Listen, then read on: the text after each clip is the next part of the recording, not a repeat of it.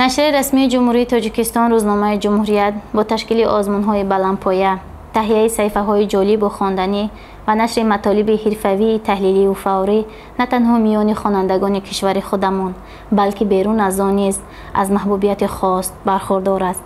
دلیل این گفته‌ها آزمون روزنامه بخشیده به جشن 30 سالگی استقلالیت دولتی جمهوری تاجیکستان و گرامی‌داشت قهرمان تاجیکستان میرزا ترسونزاده می باشد که چند پیش دایر گردیده به شرافت نفوذ جهانی این شخصیت برجسته سطح بین المللی را کسب نمود. در آن همتایان ما از جمله از فدراسیون روسیه، جمهوری‌های هندوستان، پاکستان، افغانستان و ازبکستان فعالانه شرکت ورزیدند.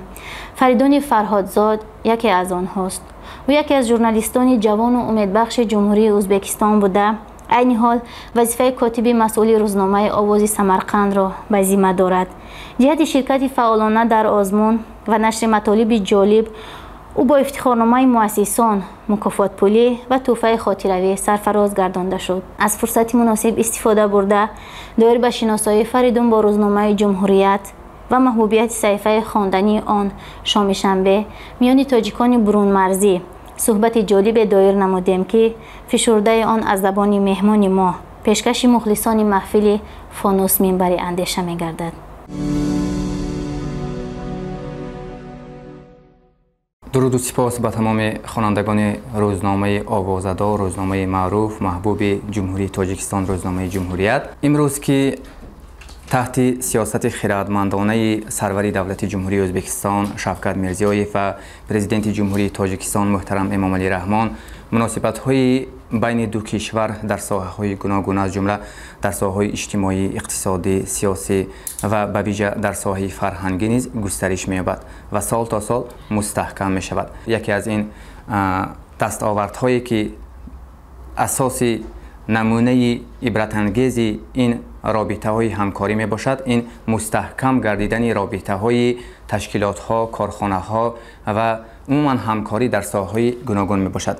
باید گفت که عصر 21 عصر اطلاعات است، عصر تکنولوژی‌های اخباری است و این است که امروز تمام مردم توسط اینترنت به شبکه دلخواه خود درآمده منبع به خود لازمه، معلومات به خود ضروری و دسترس نمودنشان ممکن است و کمینه نیز روز هنگام جستجو در شبکه اینترنت تصادفاً به شبکه روزنامه جمهوریت در آمدم. وقتی که این صحیفه را سیر میکردم به واسطه یکی از صحیفه های مخصوص روزنامه را، صحیفه فراغتی روزنامه، صحیفه شام شنبه را دیدم.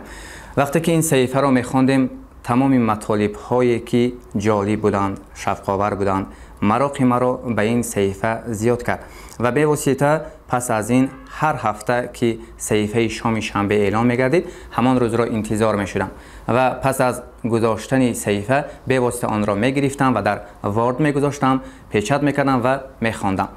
چون که در این صحیفه معلومات‌هایی بودند که برای عموم هم فایده آور، هم شفق‌آور، هم جالب، هم رنگین و از همه مهمتر از خواندن آنها انسان هم غذای معنوی میگیرد، هم لحظه فراغتی خود را خوش میگذراند. پس از این به من این کار عادت شد. هر هفته پس از گذاشتن صحیفه شام شنبه آن را باز میکردم و مطالب ها را میخواندم. سال گذشته در سراسر جهان بیماری سرایتی کرونا ویروس دامن پهن کرد و از این سبب محدودیت های گوناگون جاری گردید و بنابراین اکثریت به ترتیب کاری مسافری گذاشتند،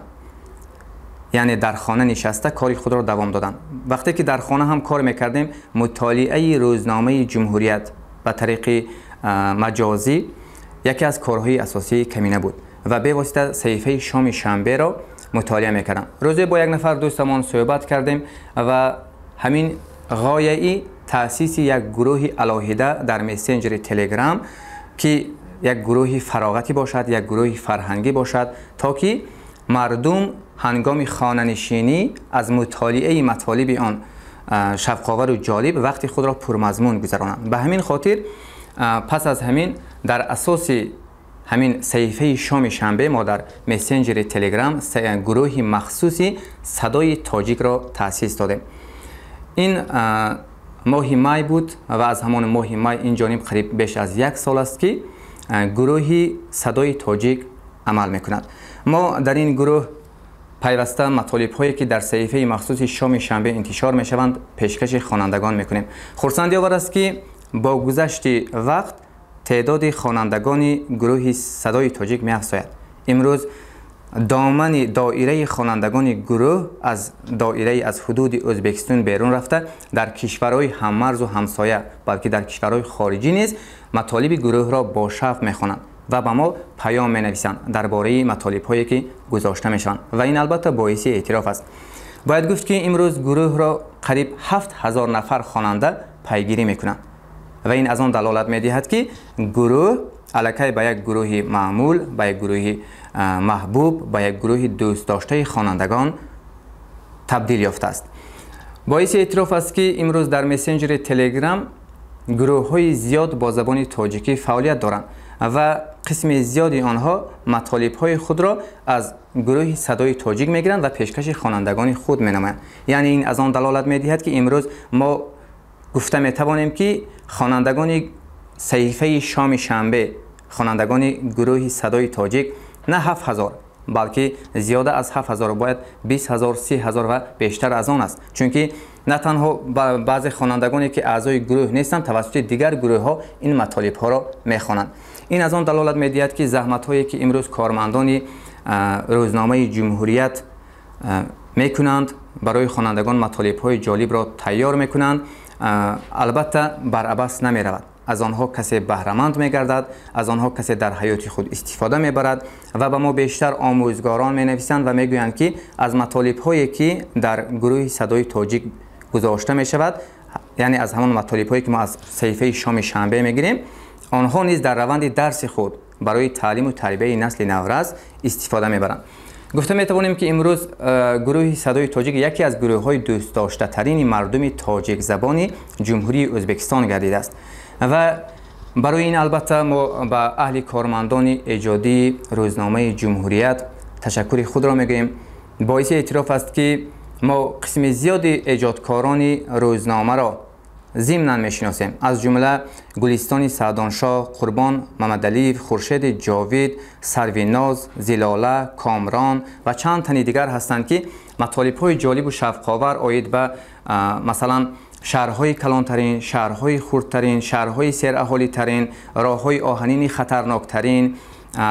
عموما خبرهای ورزشی، خبرهایی که اهمیت تربیوی دارند، حکایت‌های عبرت انگیز گذاشته میشوند. باز یک چیز را باید گفت که در مستحکم گردیدن رابطه های ما با همین صحیفه شام شنبه و باز هم وسیع‌تر گردیدن دایره فعالیت گروه صدای تاجیک، برادر ما یکی از کارمندان روزنامه بزرگمهر بهادر نیز سهم ارزنده دارند. به واسطه ما در همکاری کار میبریم و خرسندی آور است که باز در گروه امروز ما رکنهای نو به نو را نیز تشکیل میکنیم و پیشکش خوانندگان مینماییم. ما البته از مستحکم گردیدن رابطه های بین دو کشور، مستحکم گردیدن رابطه های فرهنگی خیلی خرسند هستیم و نتیجه این رابطه ها را ما در بسیار ساحه ها طوری که گفتیم مشاهده میکنیم و از جمله چند پیش از طرف نشریه رسمی جمهوری تاجیکستان روزنامه جمهوریت به مناسبت 110مین سالگرد زادروز استاد میرزا ترسونزاده آزمون اعلان گردید و کمینه نیز خواستم به همین روزنامه دوست داشته خود که اشتباه نمی کنم که اگر آن را زیاد از 5 سال 6 سال باز مطالعه می کنم، از صحیفه‌های اینترنتی مطالبش را می خوانم، خواستم که به همین روزنامه در باره استاد میرزا ترسونزاده مقاله نویسم و بفرستم و درباره ایجادیات استاد، درباره موضوع علم و دانش در اشعار استاد میرزا ترسونزاده مقاله نوشتم و به روزنامه جمهوریت فرستادم. خیلی خرسندم و بسیار اظهار سپاس میکنم که همین مقاله ما از نظر اهل ایجاد این روزنامه با نفوذ دور نماند و مقاله در صحیفه‌های جمهوریت چاپ شد